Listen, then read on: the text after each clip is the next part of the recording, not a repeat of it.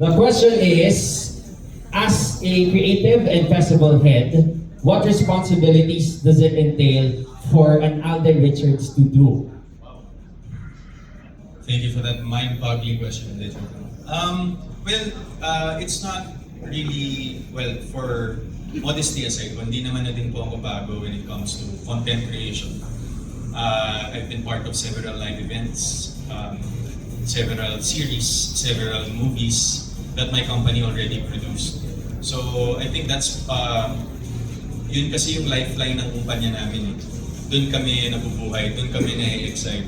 You know, being able to deliver great experiences, great moments, and great shows for the public to see.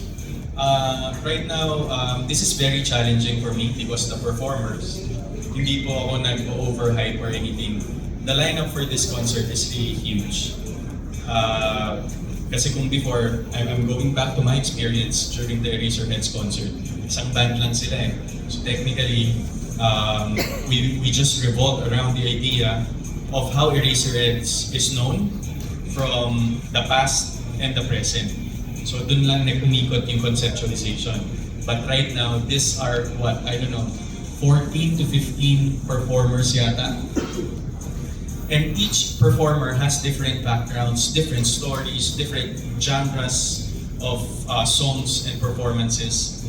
So the challenge for us is to give you a show where everything and all of their identities get married together in this one whole experience and moment.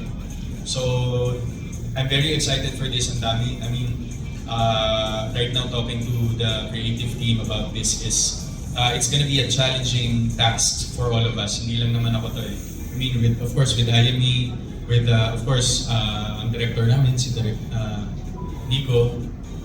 Ayun siya, busy siya sa likod na joke lang, basta he's gonna be our director for the show. And maganda kasi dito, we get to test ourselves when it comes to parang pinipigan namin yung creative juices namin for the show. So, this is new to me kasi multiple artists to. So I think this is another effort of everyone to give all the concert goers a good show and a great experience kasi hindi siya madali. And of course, we need to give value for the people's money. Yung ibabayad nila dito. But I'm very excited and very passionate about this. So we'll definitely give them a good show. Thank you so much.